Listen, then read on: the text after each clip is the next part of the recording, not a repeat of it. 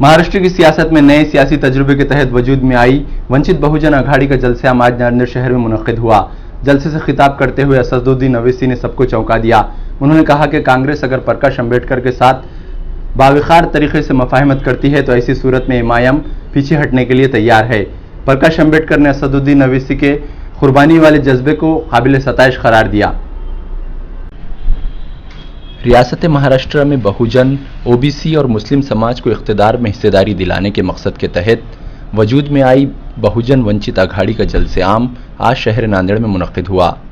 प्रकाश अम्बेडकर और असदुद्दीन अवैसी को सुनने के लिए लोग शदीद धूप में जमकर बैठे रहे। असदुद्दीन अवैसी ने अपने खिताब में कांग्रेस को खुला चैलेंज देकर जज्बे कुर्बानी का इजहार किया। आप बोलते हैं कि नहीं, प्रकाश अम्बेडकर साहब से बातचीत हो सकती है, इमाम से नहीं हो सकती। तो सुनो राहुल गांधी, सुनो अशोकराव चव्हाण, मैं पूरे इखलास के साथ और पूरी जिम्मेदारी के साथ और पूरे सीरियसनेस के साथ कांग्रेस पार्टी से, शरद पवार से भी कह रहा हूं कि अगर आप कह रहे हैं कि मायम पार्टी से आपको तकलीफ है, मैं आपसे कह रहा हूं कि आप मेरे बड़े भाई जनाब बाला साहेब अम्बेडकर साहब से बात करो, उनकी इज्जत के मुताबिक उनको सीट दे दो। मेरे को एक सीट भी नहीं चाहिए, मुझे एक सीट भी नहीं चाहिए। जितनी सीट उनकी इज्जत और उनके मुकाम के लिहाज से आप दोगे, असदुद्दीन अवैसी अलग मीटिंग करके तारीफ करेगा, मैं तुम्हारे डाइस पर भी नहीं आऊंगा। चलो बताओ अशोकराव, तुमको कबूल है? अशोकराव, तुम बड़ी बड़ी बातें करते हो, आज मैं तुमको ऑफर दे रहा हूं कि हमको जरूरत नहीं है एक सीट की भी, कि हमारे पास बड़े भाई को, बाला साहेब अम्बेडकर साहब को उनके मुकाम, उनकी इज्जत के मुताबिक उनका मुकाम दे तो उनको कुछ नहीं चाहिए, हमको कुछ नहीं चाहिए। मैं फकीर हूं, अल्लाह ने मुझे बहुत कुछ दिया। मेरा मकसद यहां पर आना, मेरे भाइयों सुनो, मेरी बहनें सुनो, मैं यहां पर अपनी ताकत के लिए नहीं आया हूं। अल्लाह जानता है मैं यहां पर इसलिए आया हूं कि कल जब मैं मरूंगा तो मुझे अल्लाह के पास जवाब देना है। अल्लाह मुझसे पूछेगा कि तुझको इज्जत दी गई, तुझको मकबूलियत दी गई, तुझको बोलने की आवाज दी गई, तुझे जबान दी गई, बता तूने क्या किया। मैं यहां पर इसलिए आया हूं, सुनो मेरी बात को, कि हिंदुस्तान के मुसलमानों पर बाबा साहेब अम्बेडकर का एक बहुत बड़ा कर्ज है हमारे अंदर। मैं कर्ज को उतारने को आया हूं। मैं गरीब, दलित और ओबीसी समाज के इंसाफ के लिए आया हूं। अशोकराव साहब, मुझे महाराष्ट्र का चीफ मिनिस्टर बनने का शौक नहीं है।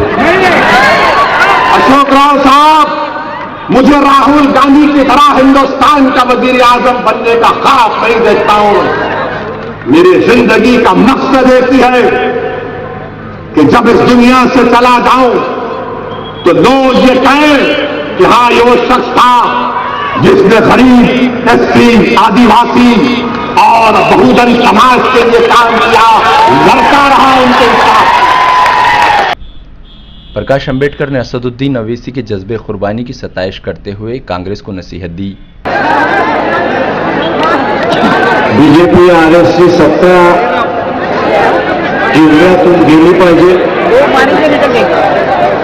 या देशातलं असणारं संविधान वाचलं पाहिजे, भाईचारा वाचला पाहिजे, बंधुभाव वाचला पाहिजे, स्वातंत्र्य वाचलं पाहिजे।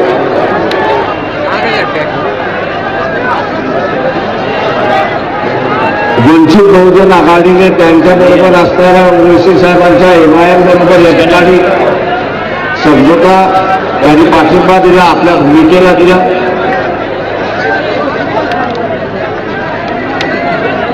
काँग्रेस, राष्ट्रवादी असं म्हणत होते की मग एमआयएम नसेल तर आम्ही यांच्याबरोबर जायला तयार आहोत। एका मोठ्या दिलाने आणि एका असणाऱ्या मोठ्या भावनेतून त्यांनी काँग्रेसला जी असणारी ऑफर दिली त्याबद्दल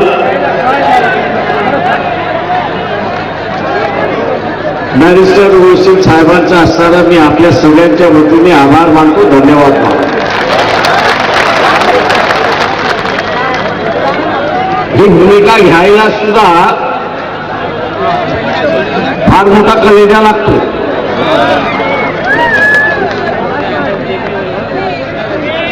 स्वतःच्या पक्षाचं स्वतःबरोबर असणाऱ्या सर्व कार्यकर्त्यांचं मागे पुढचा विचार न करता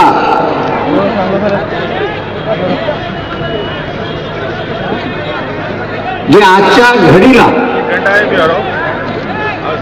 आजच्या क्षणाला जी आवश्यकता होती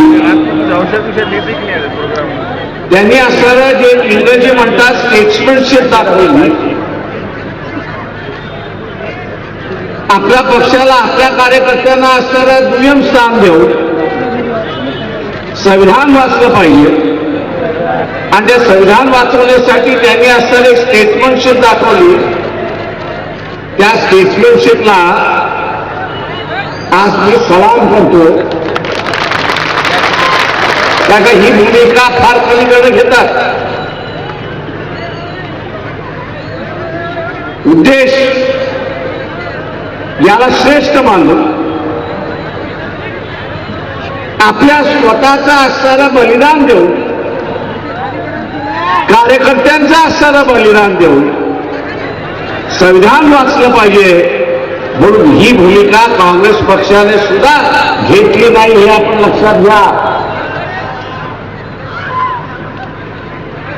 उत्तर प्रदेशमध्ये तिथल्या झालेल्या युतीमध्ये काँग्रेसला घेतलं नाही, तर भूमिका ही घेतली काँग्रेसवाल्याने की आम्ही उत्तर प्रदेशमध्ये 80च्या 80 जागा लढवू. महाराष्ट्रामध्ये MIM आणि ओवेसीची असणारी ओबीसी साहेबांची असणारी ताकद आहे. त्यांनीही मनामध्ये ठरवलं असतं की हे माझा द्वेष करतायत, मी त्यांचा द्वेष करू.